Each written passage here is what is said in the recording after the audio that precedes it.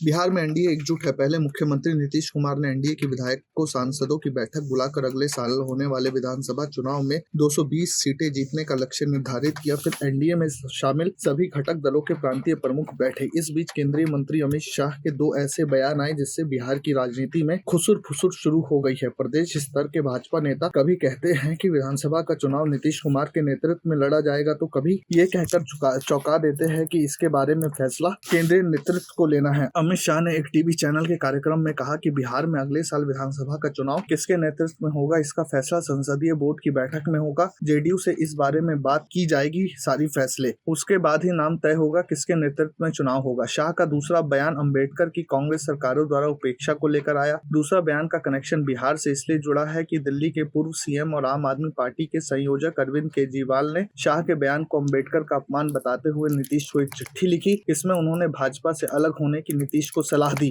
संयोग देखिए कि केजरीवाल की चिट्ठी नीतीश को मिली और उसके बाद उनकी तबीयत खराब हो गई। अस्वस्थता के कारण उनके सारे कार्यक्रम रद्द कर दिए गए। बिहार में निवेशकों की बड़ी बैठक बिहार कनेक्ट में नीतीश को शामिल होना था और राजगीर जाना था, वे नहीं जा पाए। केजरीवाल की चिट्ठी पर उनकी ओर से कोई बयान नहीं आया। हालांकि जेडीयू के कार्यकारी अध्यक्ष संजय झा का अमित शाह के पक्ष में बयान जरूर आया। झा ने कहा कि कांग्रेस ने अंबेडकर को भारत रत्न न देकर उनका काम किया, पर नीतीश कुमार की इस मसले पर चुप्पी से सस्पेंस बना हुआ है। कहने वाले तो यहाँ तक कह रहे हैं कि अमित शाह के दोनों बयानों से नीतीश कुमार आहत हैं। एनडीए में शामिल सभी दलों की शुक्रवार को पटना में बैठक हुई। भाजपा के प्रदेश अध्यक्ष दिलीप जायसवाल ने बैठक के बाद कहा कि 15 जनवरी से एनडीए कार्यकर्ता सम्मेलन की तैयारी को लेकर बैठक करेगी। इस दौरान उन्होंने ये भी कहा कि बिहार में अगला विधानसभा चुनाव नीतीश कुमार के ही नेतृत्व में होगा। अगले ही दिन जायसवाल पलट गए। उन्होंने कहा कि ऐसे मुद्दों पर केंद्रीय नेतृत्व फैसला लेता है, वे छोटे लोग हैं, उनकी राय कोई मायने नहीं रखती। उनका बयान ठीक उस वक्त आया जब भाजपा ने बिहार प्रदेश कोर कमेटी की बैठक दिल्ली में बुलाई है, उसमें जायसवाल भी भागीदारी करने वाले हैं। शाह के दोनों बयान, अरविंद केजरीवाल की नीतीश कुमार को लिखी चिट्ठी, कार्यकर्ता सम्मेलन के संदर्भ में एनडीए की बैठक और लगे हाथ दिल्ली में बिहार भाजपा कोर कमेटी की बैठक से यही लगता है कि नीतीश के रुख को लेकर भाजपा में घबराहट है। ये भी संभव है कि भाजपा किसी दूसरे तरह की तैयारी में लगी है। नीतीश कुमार भी जब खामोश होते हैं तो कोई चौंकाने वाला फैसला ले लेते हैं। जब जब उन्होंने खामोशी ओढ़ी है तब तब पाला बदल लिया है। भाजपा को पता है नीतीश को नाराज करके बिहार में कामयाब नहीं हो सकती, बल्कि ऐसा करना नीतीश कुमार को इंडिया ब्लॉक में शरण लेने को मजबूर करना होगा। यही वजह है कि भाजपा नेता मंथन में जुट गए हैं। Bureau report, प्रजाहित।